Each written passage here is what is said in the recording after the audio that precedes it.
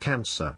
This is Inspire 2016 with your weekly tarot reading for the week commencing the 25th of July until the 1st of August 2022. The first card for you is representing, how do you feel about yourself? Your card is the Four of Wands. There is a sense of harmony and balance as well as completion, and thus symbolizes a time of peace and joy in life that come as the result of often difficult and challenging effort. You are about to experience good fortune, satisfaction, and fulfillment. It is also the perfect time to get together with your family and friends and to celebrate all the wonderful times that you have had together. Often, this card reflects the holiday period where you get together with the extended family and join in a celebration. Alternatively, it may be as simple as inviting your closest friends over for an intimate dinner and a few glasses of nice wine. The Four of Wands often points to a marriage, engagement, birth of a child, a birthday, graduation or other type of celebration that marks a special milestone. If you have been working on a project, you will reach an important milestone and will have cause to celebrate. You have completed a significant phase of the project and can feel very proud of what you have accomplished so far. This card augurs a time of joy and satisfaction in life and represents the personal gratification of a job well done, a goal attained, and a vision beginning to be realized. The second card for you is representing, what do you want most right now? Your card is the Four of Swords. What do you want most right now is a period of rest and recovery after a time of challenge, with the promise that, once recovered, you can and will return to the challenge. In the meantime, the Four of Swords provides a new challenge, to stay silent and inactive. This is the time build up your mental strength.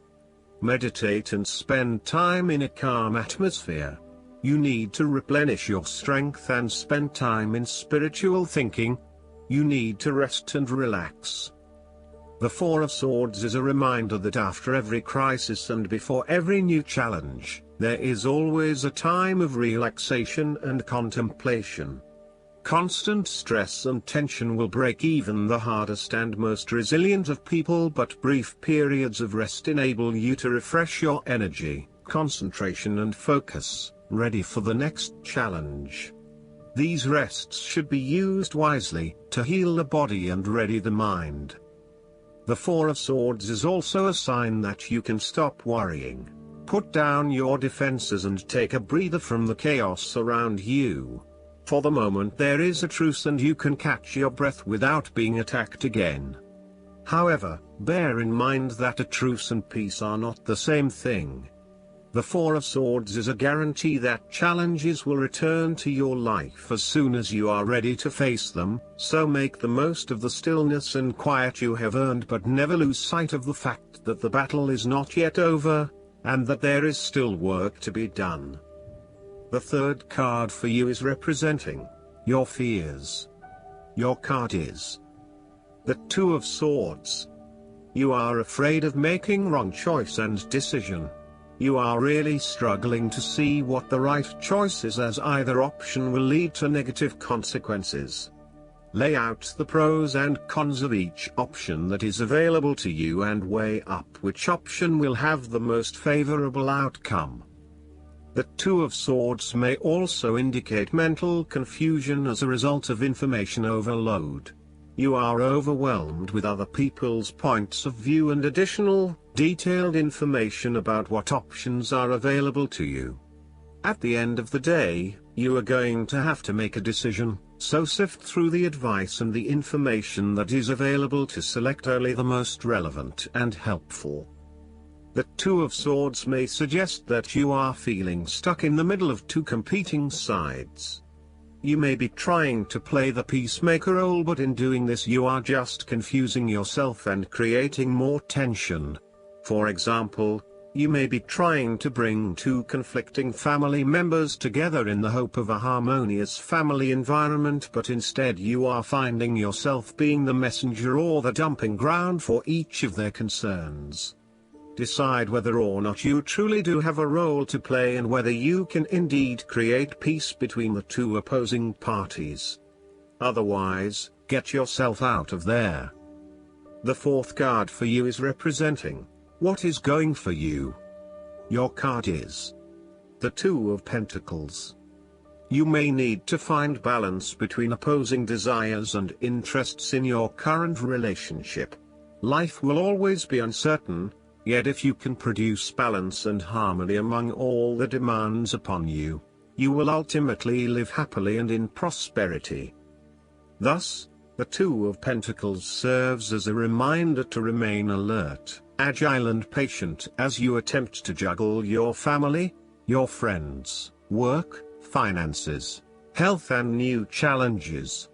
You need to be very clear on your priorities and where you want to invest your time and energy. There is a tendency to be distracted by day-to-day affairs and general busyness, so prioritizing your activities and carefully managing your time is essential.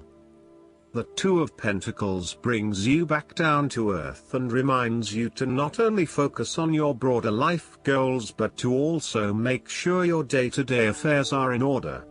This is a card of good time management and financial management, ensuring that your bills are paid on time, that you keep a record of all your appointments and daily commitments, etc. It may sound tedious having to focus your attention on these more mundane issues, but this card reminds you that sometimes getting on top of your daily affairs is as important as pursuing your broader life goals. The fifth card for you is representing what is going against you. Your card is the Three of Swords. You have recently gone through a difficult patch where perhaps a relationship has ended or has experienced challenging times, a loved one has passed, or you felt hurt from a situation that affected you deeply. Thankfully, this time has passed and you are on the path to recovery, realizing that behind every cloud is a silver lining and there are indeed other things in your life which you can feel happy about. You have reached a point where you can accept the pain and hurt and are ready to move on. Overall, you are finding it very hard to move on from a recent loss or heartbreak. This card suggests that inside you are still suffering emotionally from a previous loss and need to go through an emotional purging process to allow yourself freedom from your past.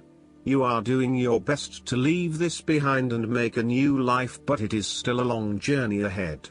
Be careful that you are not getting stuck in the moment of grief, and instead you are focused on leaving behind your past and embracing new opportunities. It is always hard to bear the pain of separation or understand why you have been inflicted with such sorrow. Learn to accept your situation so that the healing process will not become blocked. Allow yourself to experience the pain, give yourself the right to grieve and release the heartache. Let it go, and then, once the upset, pain and tears have gone, open the door to new experiences. If you are experiencing challenges in your relationships, the Three of Swords serves as a reminder to be the peacemaker. Never be afraid to say you are sorry.